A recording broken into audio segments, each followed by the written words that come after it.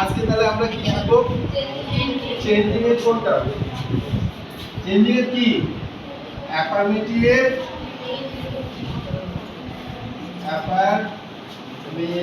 থেকে negative. Affirmative থেকে নেগেটিভের changing করার আগে আমাদের এই বিষয়টা মনে রাখা জরুরি। Attention please. আমাদের প্রথম কাজ করতে হবে যে অ্যাসার্টিভ সেন্টেন্স চিনি কিনা। অ্যাসার্টিভ সেন্টেন্স চিনি। অ্যাসার্টিভ সেন্টেন্স হলো বিবৃতিমূলক বাক্য। কেমন বাক্য? বিবৃতিমূলক বাক্য। এই সেন্টেন্সটা সহজ করতে হলে সাবজেক্ট দ্বারা শুরু হয়। চিনি না? অফকোর্স চিনি। আমি করে দিতে পারি, ভুলে গেছি। তাহলে সাবজেক্ট দ্বারা শুরু হলে ওইটা হবে অ্যাসার্টিভ সেন্টেন্স। এই অ্যাসার্টিভ সেন্টেন্সকে দুই ভাগে ভাগ করা যায়। কয় ভাগে ভাগ করা যায়? দুই ভাগে। কি কি? অ্যাফার্মেটিভ এবং নেগেটিভ। অ্যাফার্মেটিভ বলতে কি বোঝায়? হ্যাঁ বদল থাকে। অ্যাফার্মেটিভ বলতে আর নেগেটিভ বলতে না বদল বাক্য। এই আমরা শিখব কি না বদল বাক্য কি কিভাবে না বদল বাক্যে রূপান্তরিত করা যায়। ঠিক আছে স্যার? তো না বদল বাক্যকে না বদল বাক্যে রূপান্তর করার কিছু নিয়ম আছে। ওই নিয়মগুলো আমরা কি করব? ফলো করব। ঠিক আছে? আমি আজকে 3 থেকে 4টা নিয়ম করানোর চেষ্টা করব। ঠিক আছে? মনে থাকবে? স্যার। 1 নাম্বার রুলস, অনলি দিয়ে শিখবো আমরা। ঠিক আছে? অনলি দিয়ে শিখবো। অনলি দিয়ে কিভাবে শিখবো? অনলি দিয়ে এখানে মনে রাখতে হবে অনলি নিয়মটা হলো 5 প্লিজ একটু কথা না বলি। অনলি প্লাস যদি ব্যাক কি থাকে, অনলি প্লাস ব্যাক কি। 2 নাম্বার অনলি প্লাস বস্তু বা বস্তুবাচক, অথবা অনলির পরে কি থাকে? সংখ্যা থাকে। তাহলে আমাদের নেগেটিভ করার সময় কি করব? আবারও বলছি, অনলির পরে যদি কোনো ব্যক্তি থাকে, only Rahim, only he, only she, only they, ঠিক আছে, এই টাইপের যদি থাকে তাহলে আমরা কি করব বলো? নান বার। কোথায় লিখবো নান বার? অনলির রিপ্লেসমেন্ট, অনলির বিকল্প হিসেবে আমরা কি লিখবো? নান বার। আমি বুঝাতে পারছি স্যার? যদি অনলির পরে কি থাকে? বস্তু থাকে। অনলির পরে বস্তু থাকে তাহলে কি করব আমরা? নাথিং বার। নাথিং বার। আর 3 নাম্বার রুলসটা কি?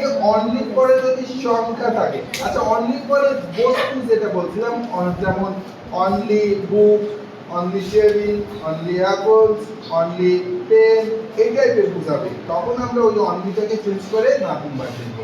বুঝতে পারছো? অনলির পরে সংখ্যা। অনলির পরে সংখ্যা বলতে অনলি 5, অনলি 10, অনলি 9, যত সংখ্যা আছে এগুলো বুঝবে। অনলি পরে একটা সংখ্যা, তখন আমরা কি লিখবো? নট মোর ওই আমাদের দিন যাব নট মোর দেন। কোথায় লিখবো? অনলি বিকল্প হিসেবে। মনে থাকবে না? এটা হলো অ্যাফার্মেটিভে থাকলে ওইটা হয়ে যাবে কি নেগেটিভ আগে। 1 নাম্বার দিয়েছি। ওকে। 2 নাম্বার রুলস মনে রাখবো আমরা। হ্যাঁ, খাতায় যদি লেখার প্রয়োজন হয় আমরা খাতায় লিখে নিব। 2 নাম্বার, বাক্যে যদি এভরি থাকে, কি থাকে? এভরি। বাক্যে যদি এভরি থাকে, এভরিটাকে পরিবর্তন করে আমরা কি করব? Every, attention please. এভরি থাকলে কি করব? কে বলতে পারে? There is no. There is no. এরপরে যেটা বলবে একটা নাউন বলবো। কি বলবে? নাউন। আমরা আবার ডট ডট ডটও বলি। তারপরে এখানে একটা কি বসবে, বাট বসে বাকি অংশ, বাকি অংশ। বুঝতে পারছি? তাহলে আমাদের মনে রাখতে হবে এভরি যদি পাই আমরা এভরি স্টুডেন্ট, এভরি মাদার, এই টাইপের শুরু হবে আর কি, সাবজেক্ট হিসেবে থাকবে every mother loves her child. তখন আমরা এভরির জায়গায় পরিবর্তন করব দেয়ার ইজ নো। লাস্টে কেন এত তুমি জায়গা পাওনি? এরপরে 3 নাম্বার রুল স্যার, মনোযোগ দাও। 3 নাম্বার রুল,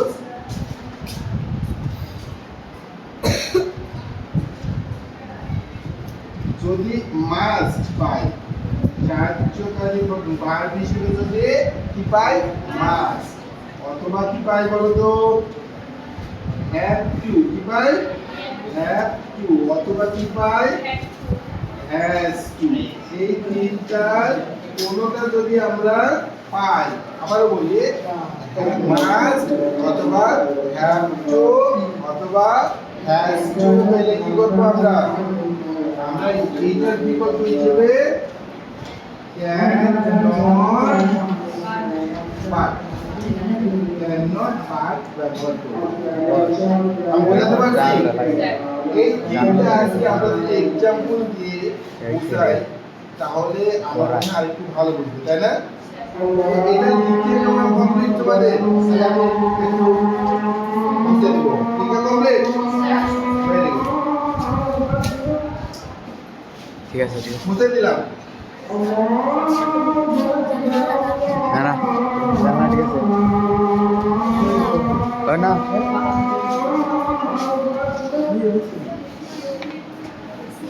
দেখো এক্সাম্পল,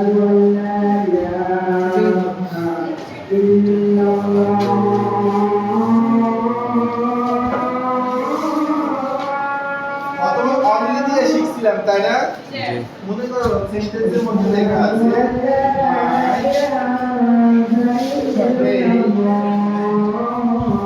my friend wants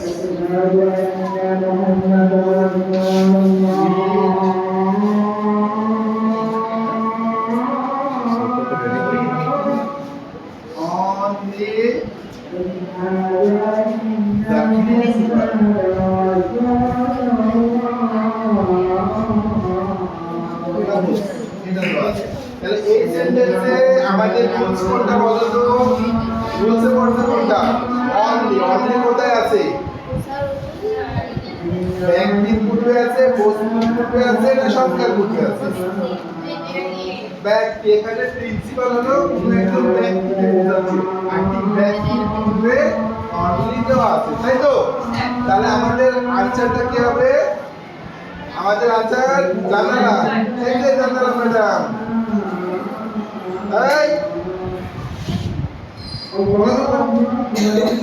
তাহলে আমাদের এখানে কি হবে?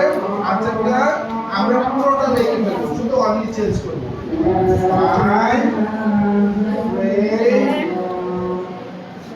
ওয়ার্ডস আছে, ওয়ার্ডস টু মিট উইথ, তারপরে কি হবে? অনলি জায়গায় নাম্বার, নাকি none but the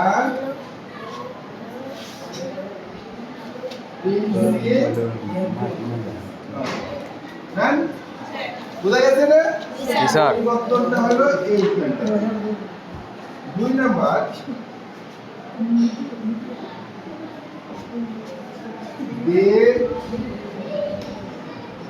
they buy, they will buy only pens, suppose। তাহলে এখানে কি আছে? অনলির পরে কি আছে? পেন্স। কি এটা? ব্যক্তি, বস্তু, সংখ্যা, বস্তু। তাহলে আমরা কি করব? they will buy, অনলি থাকলে নাথিং বাট, তাই তো? তারপরে কি? পেন্স। বুঝতে সমস্যা হচ্ছে? ওকে। I am only 15. তাহলে only পরে কি আছে? সংখ্যা কি লিখবো?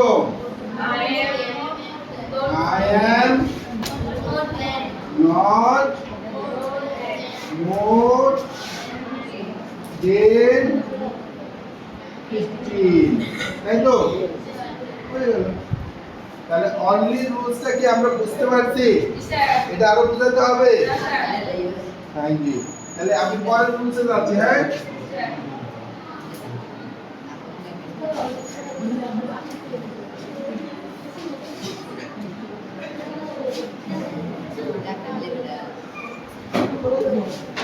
দেখো, এক number,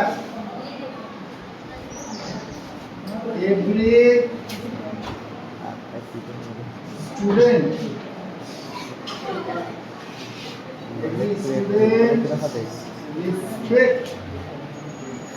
respects their teacher.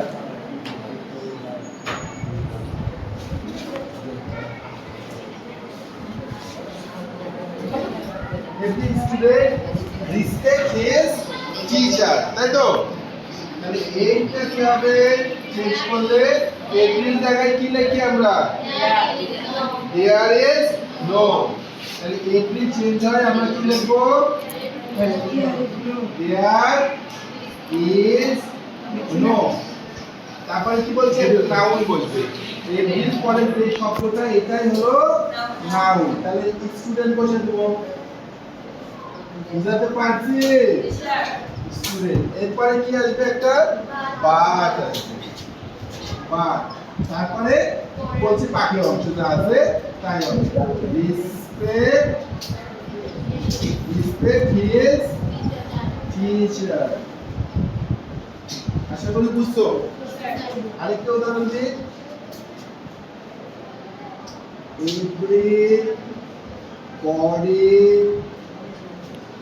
everybody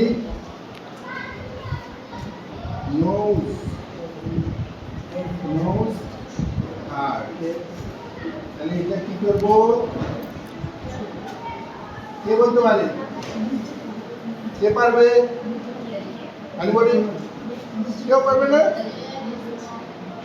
বলো, লাউডলি বলো। বলো, ওখান থেকেই বলবে। There is every জায়গায় কি হবে? There is no।